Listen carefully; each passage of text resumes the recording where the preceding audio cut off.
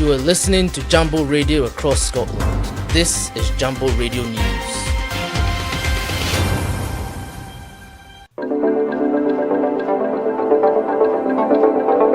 Latest news across Scotland, this is Jambo Radio. Scotland's Humanitarian Emergency Fund is activated, helping crisis-hit communities in the Democratic Republic of Congo. The £250,000 provided through the Humanitarian Emergency Fund will be distributed to Oxfam Scotland and Tier Fund and through local partners to support emergency relief efforts across eastern DRC, helping families pay for essentials such as food, fuel, shelter or hygiene items, as well as accessing urgent medical care, trauma services and safe transport.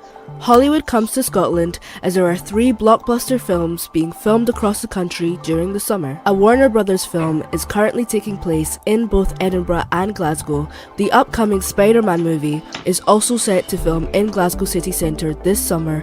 Filming will begin in August and is expected to involve street closures and vehicle traffic restrictions, particularly on Bothwell Street. And now for African news. At least 29 students have been killed and more than 250 injured in a stampede at a high school in Bangui, capital of the Central African Republic. An electrical explosion triggered panic among more than 5,000 students sitting in their final exams at Barthélemy Buganda High School. The incident occurred on Wednesday when power was being restored to an electrical transformer within the school premises after it malfunctioned. African Challenge Scotland will be hosting a major community event to promote their work in advancing justice, equality, inclusion, diversity, cultural and sport in Glasgow and beyond. This event will involve an adult, veteran and youth mini football tournament, handball for women, children's activities and soft play, free barbecues, face paint, balloons, cycling for youth, bouncy castle, DJ and live music to list a few. The event will take place on Saturday the 5th of July in Springburg Park Pitches, Broomfield Road, Glasgow, G21 3UQ between 9am to 6pm. And that's the latest from Jambo Newsroom. I am Kimmy Kingori.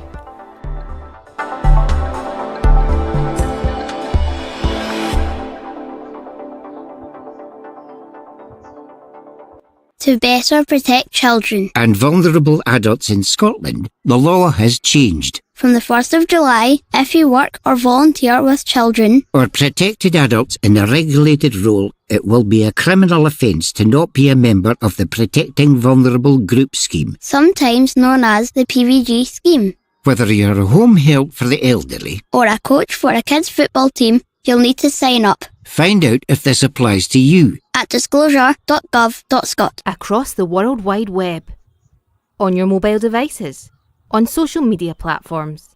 This is Jambo Radio. www.jamboradio.co.uk. We are multilingual. We are conversational in the languages you best understand. We are Jambo Radio. Jambo Radio. Inspiring transformation.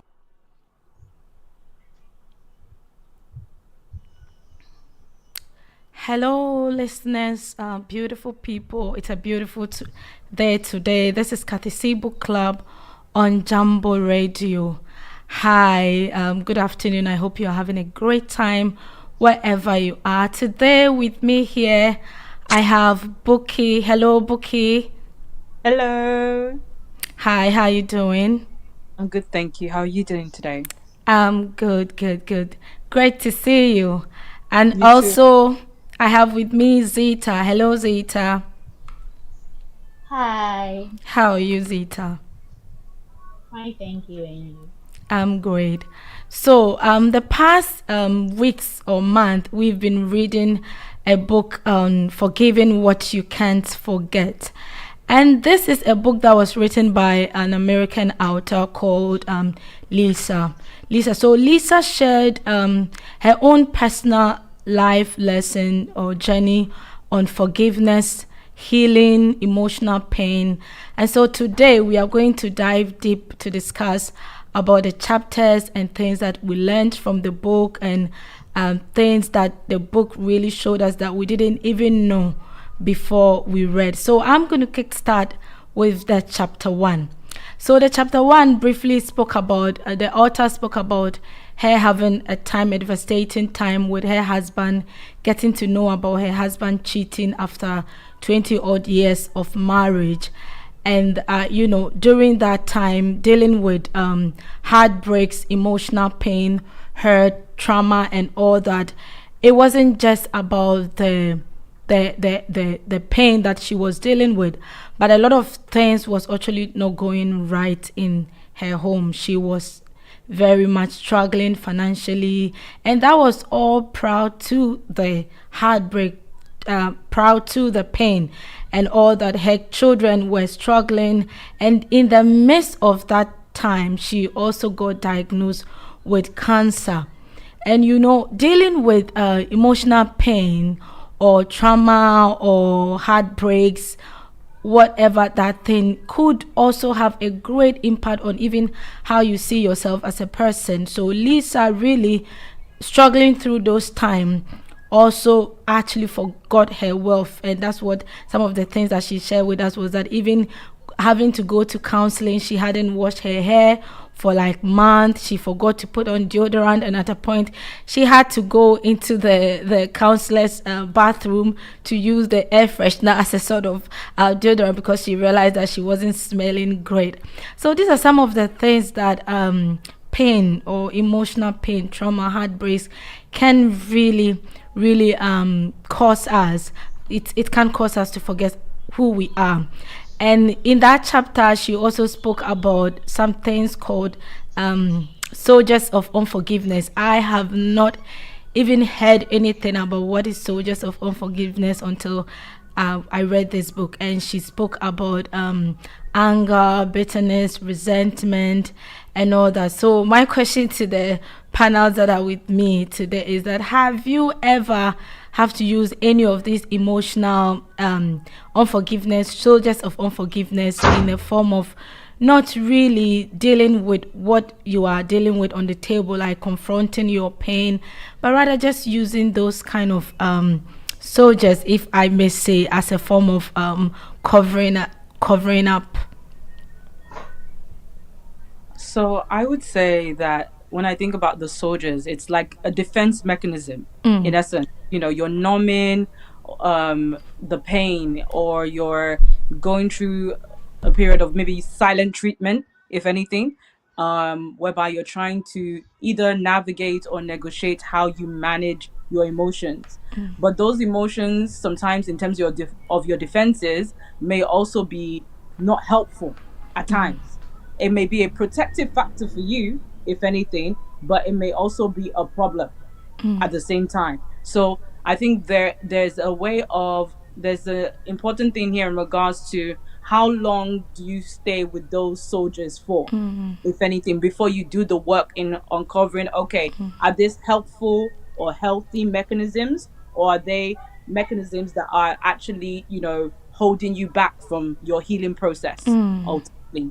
Yeah, thanks, Buki, for that. And Zita, do you want to come in? Yeah. Okay. Yes, please. I think if you are using all those soldiers to cover up, to be healed, it's really cost you a lot in the future, because you won't take time to heal, because you are just using it at the moment to distract yourself from healing. Yeah, I think so. And most of us, we do that. It is really difficult when you are going through like heartbreak. Imagine after 20 years or so in marriage. And she even mentioned something of the fact that she was okay, like she had issues with relationship and all that. But when she met her husband, she thought her husband was different. So her husband became like that man. And so for you to know suddenly that this person that you thought was different was actually not so different as you thought, and then the devastation. And I have another question, like, have you really been in a situation, not to say maybe marriage, cheating, or like anything that has caused you so much pain that you realize that not only are you struggling emotionally, but other things around you are also not going well. Like if you're a student, like you could see that your grades are going so bad. If you're working because your finances are not going so great. Have we in any form experienced that? Because I have experienced that at a point when I had a relationship breakup. I was doing so great financially, but when the whole thing came up and the pain that I was going through, the struggles and all that, I realized that at a point all my money was actually I was struggling financially. I wasn't going to work, indoors crying and all that. So I don't know if it's something that pain has to do with, like when we are dealing with pain, does it affect the way we think? Does it affect our decisions and all that? That really can have a negative impact on our well-being. Certainly. Emotional pain, if not managed, can definitely trickle into so many things ultimately.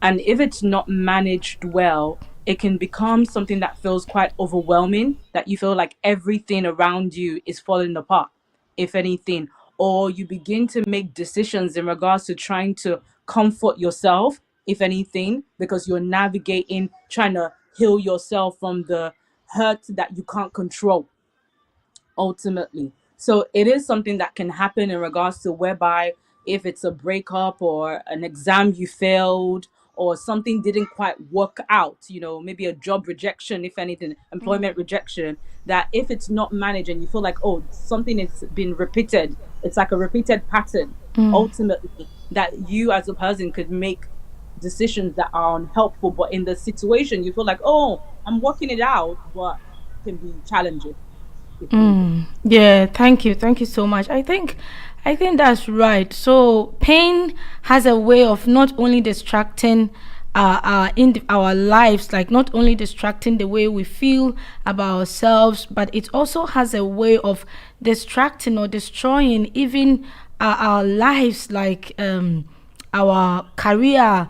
Imagine if you are the one going through what she was going through, you couldn't go to work and really be 100% yourself to perform, and that has a way of impacting your work. I mean, cause making you not to really perform very well as you used to be, or as you said, Bookie rightly said, even if it's an exams, you could see that you would, because you can't even be in the right mind frame to even learn to go and write and pass. So yeah, I think that's right. Pain has a way of distracting us, and that's why today we are here talking about how to really forgive and then get healing. So we'll move on to the chapter 2.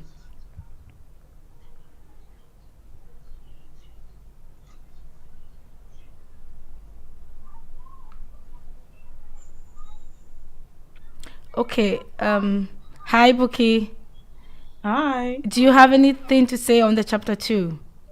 Oh, in terms of the chapter 2, she had mentioned in regards to that forgiveness is the greatest truth to God in us. If an in regards to when I was hearing that, like when we think in regards to God's word, he's the one that is the greatest forgiver ultimately. He Jesus made the ultimate sacrifice, if anything, for us to have salvation ultimately. And so it is through him that we are able to constantly be forgiven for every sin that we make. And every day of our lives, we may make particular errors or mistakes, and we go to our Father and say, God, forgive me. And we almost feel like, okay, because I've gone to God, he's going to forgive because he's merciful, if anything. But in that same mercy does not mean that there aren't consequences, but it is that forgiveness ultimately comes from God. He's who we are trying to be like ultimately. He's everyone is saying, it's not to try and be like your neighbor, but it's to try and be Christ-like ultimately. Yeah, and I think even with the chapter 2, she also, I mean, the chapter 2 started with, it said, welcome to the table, whereby she invited some of her friends to really sit with her in what she was going through. So it was at the time that she was writing this book, as well as trying to process her own pain. And so like this afternoon, we are inviting listeners of Jambo Radio to really sit on the table with us and talk about the pain of or whatever that we've had to deal with, either in the past or even in the current moment. Because one thing about pain is that, or life is that, it doesn't stop giving us what we can't swallow. Like, life keeps on bombarding us with things, unexpected pain, unexpected disappointment, and all that. So the chapter 2 really invites us to come sit around, and I think it is also a sort of invitation us individually to also sit with yourself and sit on whatever that you are dealing with. If it is a heartbreak, if it is marriage that is really going not in the direction that you thought, if it is your children that you think that are not really going in the way that you thought, anything that is at the time is really devastating you, I think the writer is calling on our attention to the importance of sitting with our pain. And I think sitting with your pain has more to do with the opportunity to really digest it and to kind of understand it, like, why is this happening, and process it. Most of the time we are so quick to move on, like put it aside, move on, get it done with, and then move on with your life. It is over. But the thing is that it is over, but if you have not really dealt with it to the point of solving it, to really knowing that you have been healed from it, then it is going to show up one way or the other in another form. And in this chapter, I think some of the things that they were speaking of on the table was talking about her, literally talking about her marriage, the disappointment, the cheating, and all that. And some of the people that sat with her were also talking about like an ex. So another person was speaking about an ex-boyfriend that had literally gotten engaged, and you know how painful that is. Somebody that you thought you could have a future with, and all of a sudden you find that person is really engaged in getting married. It brings all that pain, it brings all the what ifs, it brings what you did wrong and all that, and kind of really. But if you sit with it, if you sit around the table to really look at it in both perspective, I think it gives your brain the power to liberate yourself, or first of all liberate the people by forgiving them, and then liberating yourself also for healing and for other opportunities. And I think another thing that came up on the table was that the first time they met, somebody was like, oh, I don't have anything I'm dealing with, I don't have any pain, I'm all right. And then the next time they met, that person has had her cousin murdered at school, and now that person that thought that she was actually okay having that is now dealing with the pain of losing a cousin. So this is like an eye-opening to this point that life doesn't stop bombarding us with pain. And it is important that even if somebody is going through pain, you also have to kind of tune into somebody's pain and also go through, even if it is a past pain, go through it and get the closure. I remember Bookie or somebody the last time we were having a discussion behind the scene whereby someone was sharing about the fact that you will never get a closure that you're seeking for. You have to find a closure within yourself. And I think that was really a profound statement. So I have a question for the chapter 2. I don't know, what does forgiveness really sound to you as a person when you have to when you are going through some of them? Somebody like, oh, just forgive and forget. How does that feel? If you have ever experienced that? Oh, I laugh because just in understanding and reading this book, she said, I'm not Jesus. Yes. I am not Jesus. But in regards to, again, to what I said earlier, like when people put out forgiving, everybody navigates pain differently, because we all have navigated different types of pain. There are different types of pain in terms of when we think about a loss of something, whether that be a relationship, a person, a job, an experience. So when someone says forgive, if anything, I feel it's almost first and foremost, you have to understand the context of what are they asking of you, if anything. The other thing you have to check in as well is that have they done the work, if anything, in order to be able to be in a place whereby they can forgive. It's not a snap your finger, and you're there. But for some people, if they've done the work over time in themselves in terms of personal development, spiritual development, they're doing the wholesome work of healing.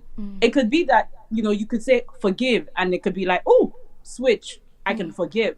But if the person isn't there in terms of the work, forgiving, if anything, can be a difficult process.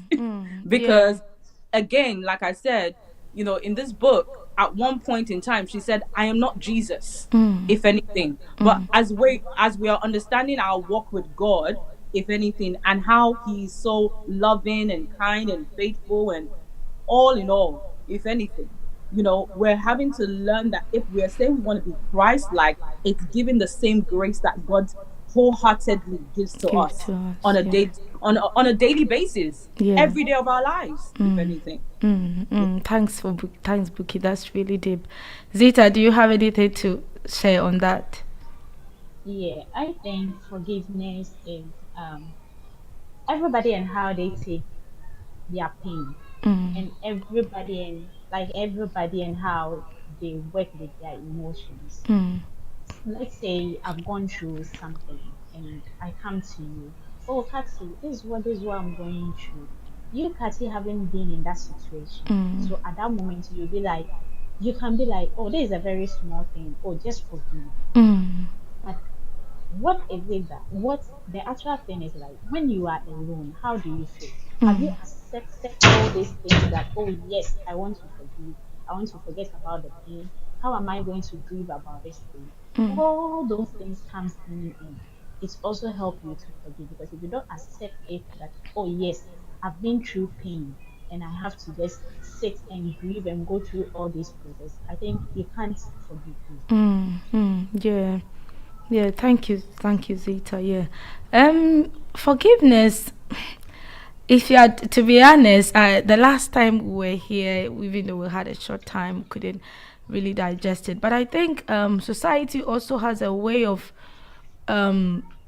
preventing people from going through their grieving their pain, because if you don't grieve it, then as Zita, you said, you can't understand it to even move from the stage of grieving, understanding, digesting, and then forgiving.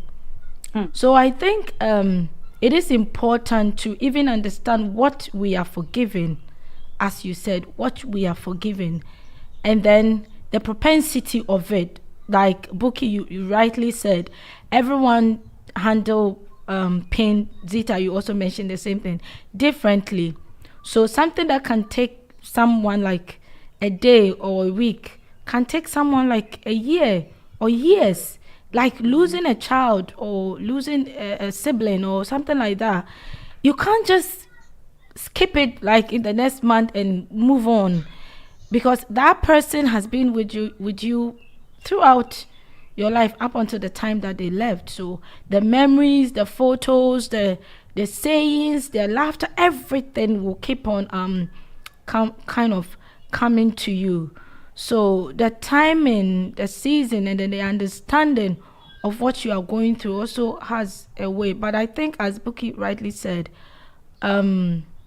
forgiveness, God should exemplify that to us, and that the Bible recommend that we forgive. But what about somebody who doesn't believe the Bible? What about somebody who is not a faith person, or maybe have a different faith? Then how does that person really deal with forgiveness? And I think if I should answer my own question, the point is that forgiveness, first of all, liberates you as a person.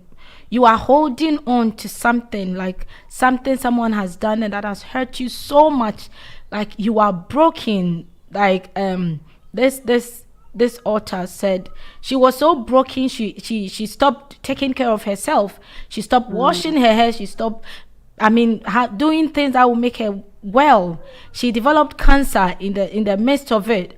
Her finances were in a total mess. She was having to deal with court case and all that, because the pain has really taken the best off of her.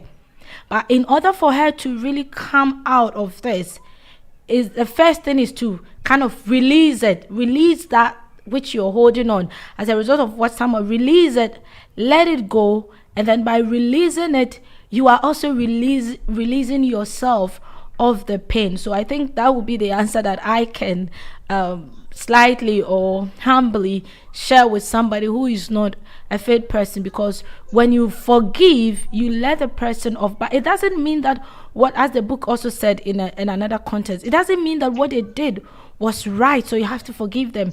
And she also mentioned something about the things that causes us to hold on to unforgiveness. She spoke about fear, the fear that the offense will be repeated. So we hold on to unforgiveness so much that, like the soldiers of unforgiveness, so much that we don't even want to give the opportunity. If it was a marriage that got destroyed, we don't even want to give opportunity to someone else, because we think this person is also going to repeat something that somebody else did. We are holding on to that. And another thing is that someone would say forgiveness is impossible because the person that I have to forgive is even not here, like someone that had died, and then you have to forgive this person. The person is not here, so how do you forgive? And another thing says that the person has not apologized. So if they haven't apologized, then why do I forgive them? And I think the book has also well said that we don't need them to apologize before we forgive them, because the forgiveness is for us to give ourselves the healing that we need. I don't know if Bookclub, if you have anything to add to that. Certainly. I think, she mentioned something in regards to, like, you have to acknowledge the pain. If you are going to heal, like, you have to acknowledge the pain and then own it, in essence. And this is not about waiting for the offender or the perpetrator to then apologize. This is a personal work, if anything, that you give yourself. You give it to yourself in order as a permission to release that person and not hold them hostage in your heart.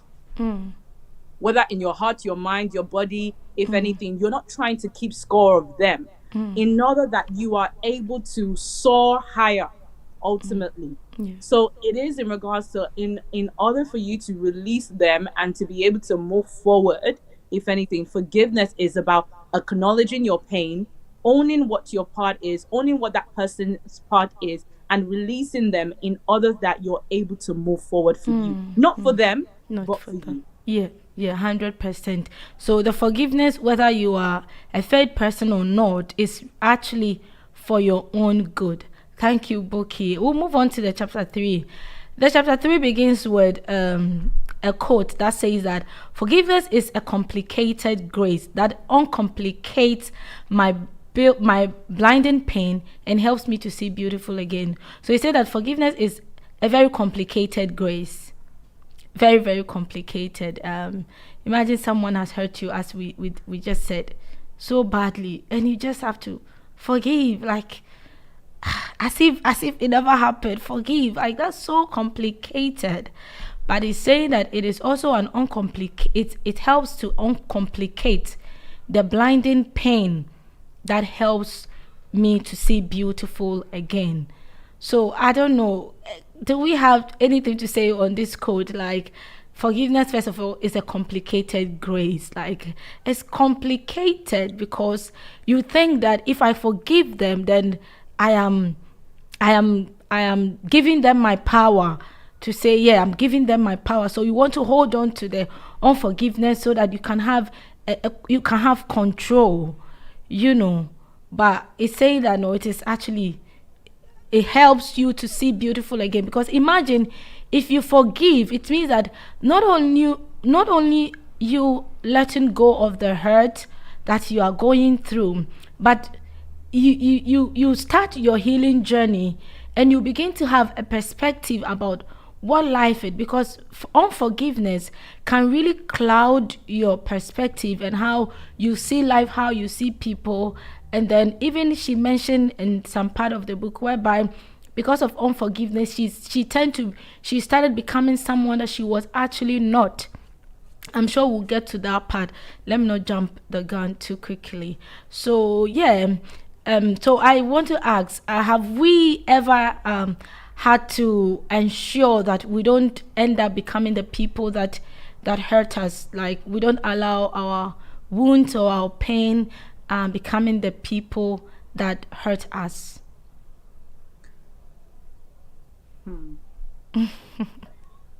I'm sitting with that, right? Yes, sitting with that, yeah. I'm sitting with it. I feel like there's a lot of sitting with a lot of things today.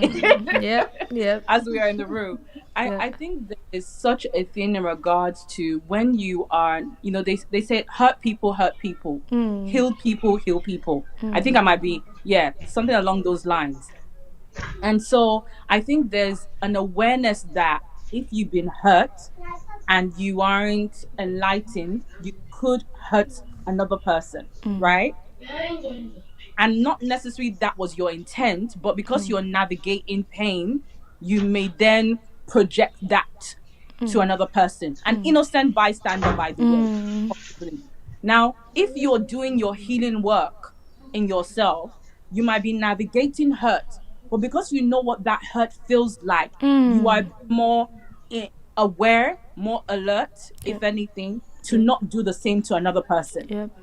Yep. And so that self-awareness or understanding, because you're doing the internal work and external work on all sides, may then enlighten you that, let me not do the same to this person, in essence, because that would only be trickling down in regards to, it kind of goes from one person to the other. Yeah. But if you can see the pattern and you can cap it in time, you don't then trickle that into other people. Yep. In essence, rather you give them a healed version of yourself, rather than a hurt version of you. And I think this is the part whereby Lisa thought that she has actually dealt with the healing. Like she was actually on her healing journey, and then she was journaling, hopeful and all that, until there was a trigger. And this is where in the book she said there was a trigger, and then all of a sudden all the work that she's done, or all the things that she thought she had really overcome, all came back to dawn on her again. And then now she started experiencing those pain again, those emotional torture again, and she started banging and then breaking and shutting doors and all that. And it was funny, she said a delivery girl had come to deliver something, and then the delivery girl could see through the door what she was doing, like slamming and throwing things around. The girl quickly left the parcel in front of the door and ran off, and this is what unforgiveness really can do. Or another part that I should say is that even in the healing journey, it's not a linear path, it's not a straight jacket. So the fact that you are going through it, yes, something will happen that will trigger it. But if you are aware, like you said, Bookie, you are aware of how that pain really made you feel, you are aware of what that pain really cost you, then you would be more focused on getting better and then ensuring that you don't become, because she said when she got those triggers, now she started to say things that were really hurtful to the people that she loved.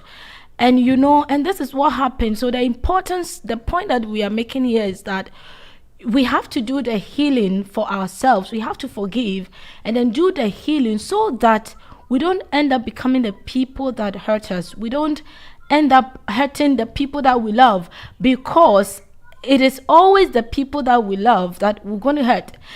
Because in that journey, if you are not really aware and doing the work, you tend to become something that you weren't.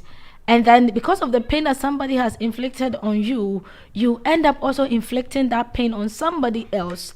But I think, as you said, the awareness is really an important key. So she said something that this is showing us that once pain has been inflicted, it is impossible not to be affected. Once we have been inflicted with pain, we can never say that we are not affected with it. So we acknowledge the fact that this thing that this person has done has really caused me a lot. It has pained me. I am going through a lot, but I am willing to go through the journey to get better so that I don't hurt people. But in our community, sometimes we ignore the fact that the pain has inflicted something on us, that we really need to go through it and then deal with it before we become those people that hurt us. So Zita, do you have anything to add to that before we move on to the next chapter? I think you thinking about you projecting the whole thing on another person, you also have to just sit and ask yourself, was I also the cause of all those things that happened? Because sometimes it's not only the person, you also triggered something. So henceforth, am I going to just consider that that person wronged me and caused me pain and all that? But at the end of the day, what about you? Have you sat down and realized I was also part of it? I did things that caused all these things. So, Yeah, I think what you've said is also profound, because I mean it takes two people, but yeah, we all have a part to contribute in. It could not be. It could just you seeing the signs and even ignoring them. That is so powerful. So last night I watched a movie by Tyler Perry, Duplicity, and there were signs that were showing, but the lady could not really pinpoint it, and she was like, you are gaslighting me. And then I was like, so at the bottom of the movie, I got to understand that the signs were being shown, but it was subtle.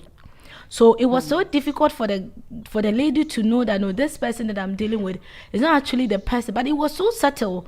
And so if maybe she had taken a deeper thought or reflections on it, she could have really been able to draw the line so very well that she wouldn't have found herself in that situation that she did. So yeah, it is important for us to acknowledge our part.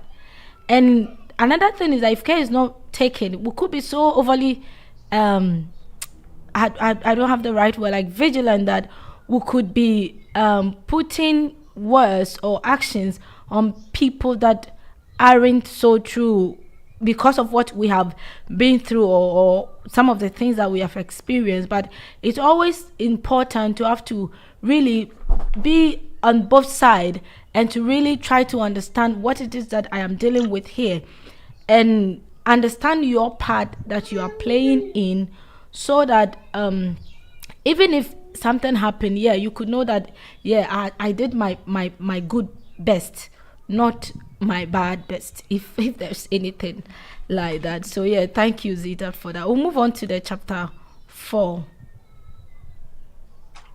okay.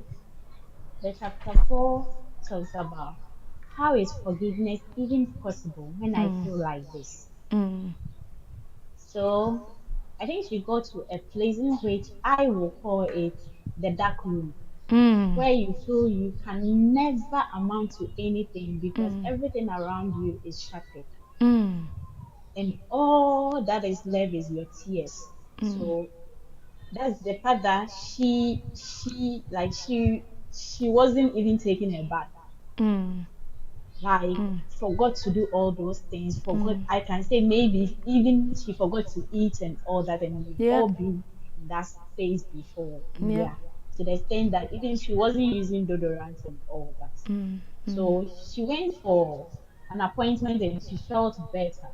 And at that point, I believe she was at the stage of doubt, because she was thinking, oh, the fact that I've been in this room, I'm going to be okay. I'm going to talk it all out to someone to give me advice, to give me things. I have to just take clarity out of it. Like the person will massage the whole thing for me so that I'll feel okay, for the whole pain will sit down with me.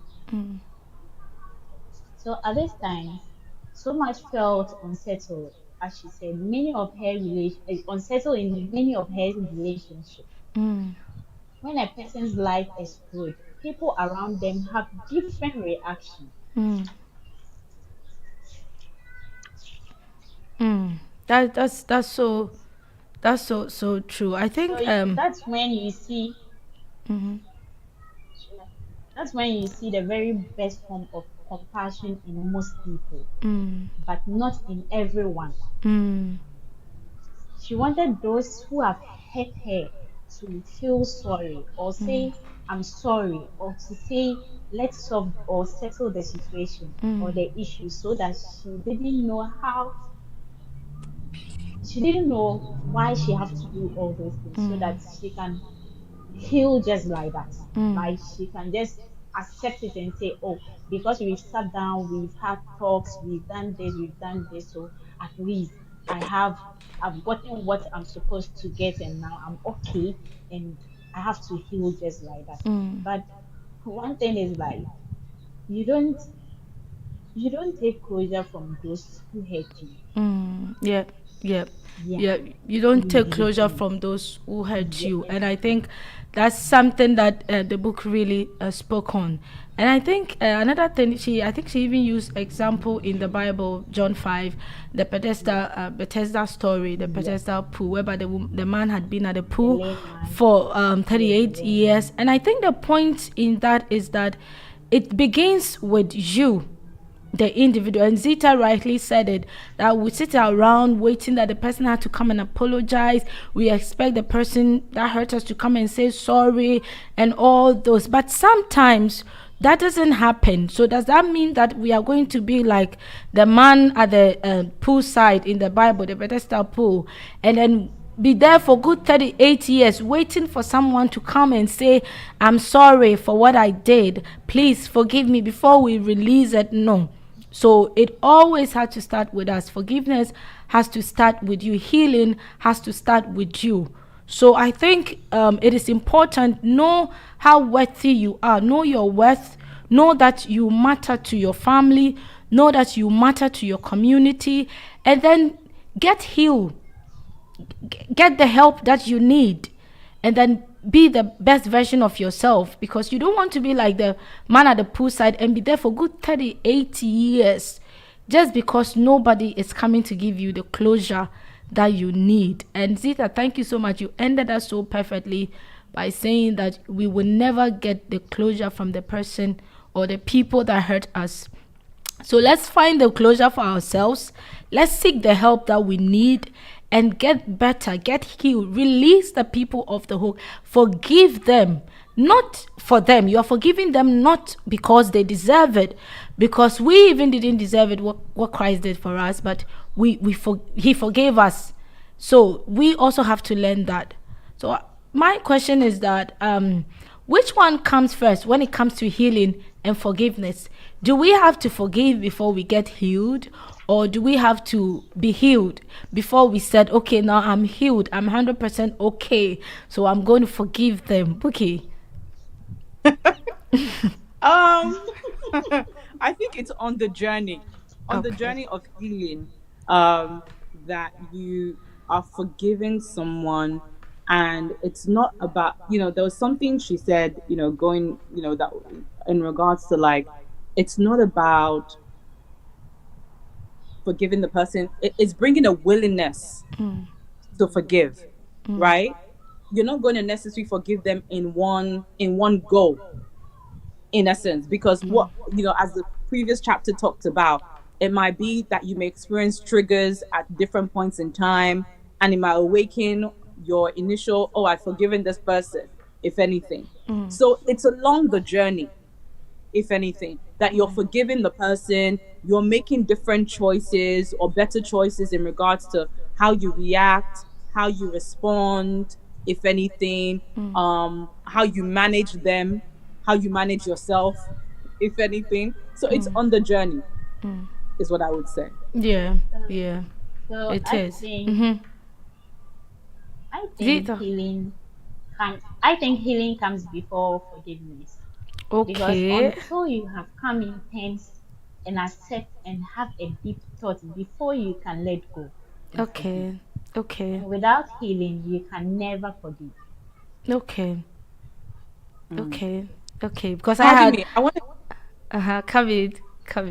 I want. Zita just said something in regards to like sometimes people feel like they're healed, but they're still healing. Yeah. Yep, that's true. Yeah. So Yeah. I would say that's why I'm saying it's on the journey, Mm. because you are in a place of, I'm gonna say that, there might be levels of your healing journey in Mm. regards to whereby you are open to a conversation, Mm. Yep. not reconciliation, but Yep. a conversation, Yep. if anything. Not And it would necessarily also, even a conversation with the people that hurt you, a conversation with yourself, a conversation with the loved ones, The right because that people. is also part of the journey. That is a step towards healing, and that is only when you have come to terms that you are going to let them off the hook, and then you are going to work it on yourself. So I think forgiveness is the number one thing. That's what I think.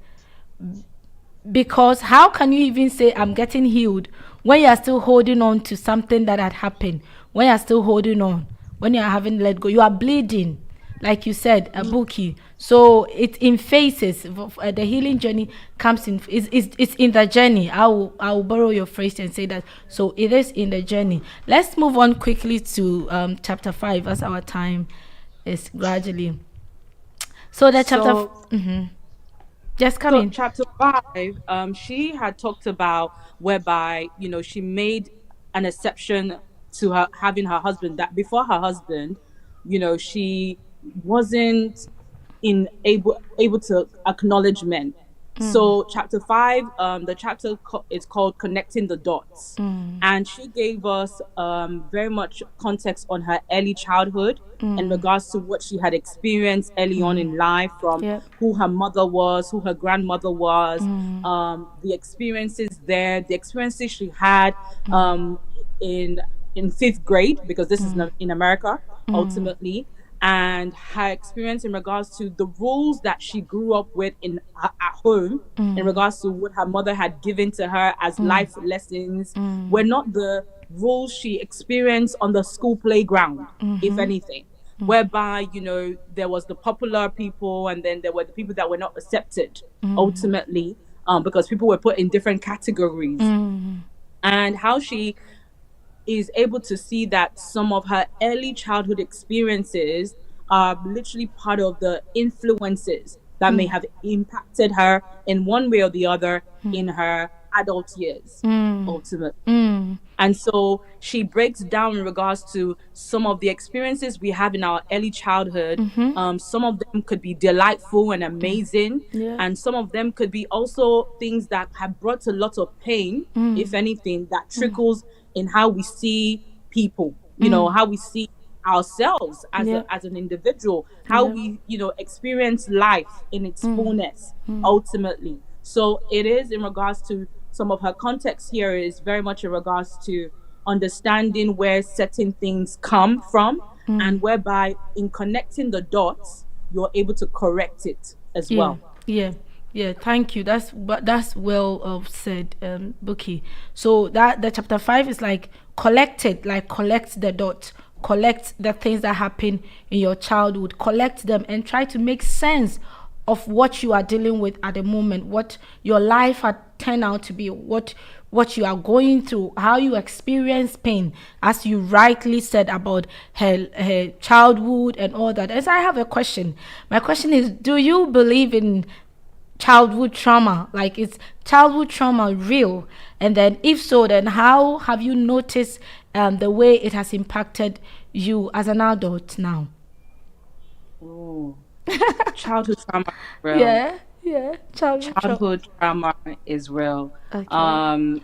This author talked about how, her grandmother had, she was staying at her grandmother's place, and how, her grandmother would go for doctor's appointments. She had lots of doctor's appointments, and the neighbor was basically assaulting her. Ultimately, that was whereby, she knew men were not safe. Ultimately, that trickled. And then when it was that her father found out, through her mother, he didn't come to protect her. He didn't come to say, do you know what, I've got your back. It was her mother that was her defense. It was her mother who was her person. Now, I'm taking on board, is childhood trauma real? It is real. That's the first part. What's the other part of the question? Pardon me. Yeah, so how has it impacted your life as an adult? Ooh. So I think if you are just like this author, if you are able to have safe community, it can be your saving grace, Okay. if anything. So I would say for me, what I have experienced in my childhood, some challenging, some difficult, what kept me is my network, if anything. So I have some of the most amazing people in my life, if anything, that I call aunties or I call sisters, if anything, that have helped me through navigating difficult, challenging times. And it's all about having wise counsel, if anything. They say there's a saying that your network is your net worth. Yes. Yeah. Is that correct? Your network is your good. network. Yeah. And so I would say what has helped me to overcome certain difficulties in childhood, traumas or pain, is having right standing individuals, whether that be a mentor, an auntie, someone, a counselor, if anything. Because I would say, if you are in the right environment whereby people are observant, it could be a teacher, if anything, it can be the saving grace that can help you navigate through a difficult process, if anything. And if it's not even an auntie or an uncle, it could be your parent, a parent who believes in what you're telling them. Ultimately. I think what you're saying is true, and childhood trauma is real, and the fact that its impact is that some childhood trauma could leave you not having self-confidence. Some childhood trauma could leave you living with trust issues, like she experienced, because she said because of that she actually didn't trust any man except she met her husband. She thought, oh, this one is different. Some childhood trauma. So childhood trauma is real, and it has its impact in our adult life, and it's important that we do what we seek help if we encountered any childhood trauma. We'll move on to the chapter 6 quickly, as our time is almost drawing to a close. So the chapter 6 really spoke about connecting the dots. So after you've collected the dot, connect them. See how, like the childhood trauma, how is it playing in my adulthood? How is it impacting the relationship that I allow into my life? How is it impacting the goals that I said that I'm not able to achieve? How is it impacting my procrastination? Like the childhood trauma, after you've collected the dot, we have to connect it. So she said we try to understand the things that had happened in our childhood, and now we connect them now. So she at the moment had to understand why she attracts, or why the things that she experienced, why she finds it so hard to not forgive. And there was a story even as a teenager with her friends where they went out, something happened, she held on so deeply to that. So she taught us that yes, after you collect it and you understand, you experience all that you've been through, now connect them. And the chapter 7 spoke about correcting them. So after you collect your past experiences, connect them and see how they are affecting you now. And if there is anything that is not right in the connection, now it is for you to correct it. And the correction comes in change of perspective, seeking help, like Bookie said, being among the right people, unlearning some things and relearning some other things. So reframing the stories that you've had about yourself because of your past experience, reframe them, change them, and then make it in the way that you want in the current moment, because now you are an adult. You have the power to make your life the way that you want it to be. So you collected, very important, the past experiences, the trauma, you work through it, you connect them, and then you correct it. You don't have to leave it there. If not, it will keep on replicating. You will keep on living, making the same mistakes over and over again, choosing the same relationship over and over again, and you continue getting hurt. because you have not corrected it. So it is important for us to do the correction because it's needed, and that's when counseling comes in. That's when networking, as Buki rightly said, comes in. So I have a question for the last chapter. Then the question is, I think I've already. Did you have you gleaned from any of the lessons that any of the lessons that you've gathered from correcting the dot, and have they paved way for your healing? We have about 6 minutes or 5 minutes left. So Yes, I would say certainly yes. I think it's added a layer to my process. It's added a layer to my process in regards to, again, acknowledging it is your work and owning it is yours, if anything. Like you are, God and you are the restorer of your healing. Thanks You know, for that. so I feel like understanding, Lisa's write up and story as a reader has made me understand again that the work is between you and God, not you, And person whoever that that hurt you, yeah. not the perpetrator, not the person, the person that assaulted you. It's between you and God. And once you are able to connect that dot and correct, the person, Yeah. you can walk, you can move, you can fly, you can go onto a beautiful journey of your healing and your work of being healed, because you go from healing to healed. Yep, 100%. Towards where you then gather new perspective, if anything, new awareness, new understanding of who you are, and knowing that you're not a victim in any way, but you have the victory in God. Thank you. Absolutely. Thanks for that. Zita. I think yes, and it has changed my mindset, how I view people, and how I'm not supposed to rely on people to give me validation. Yeah, that's 100% correct. Yeah, Yeah. that's 100% correct. So the correcting the dot, really self-awareness is so key, because when you correct, you become so aware of yourself, and then a change of perspective, because some of the childhood traumas, as we said, it marks you for life, and then you have to do the work to unmark it. You have to do the work to unmark it. You have to do the work to change it, to reframe your narratives. If not, it will never change, because it creates a pattern in your life, in your mind, or in your brain, and you have to do the work to kind of unravel and then remove that pattern. And when you remove, you don't have to leave it. You have to correct it by putting the right things there, the right belief systems about yourselves, the self-awareness and all that. So yeah, that's really, we've had a very wonderful discussion. Just a quick key takeaways. Forgiveness is the weapon, and how we choose to move forward is the battlefield.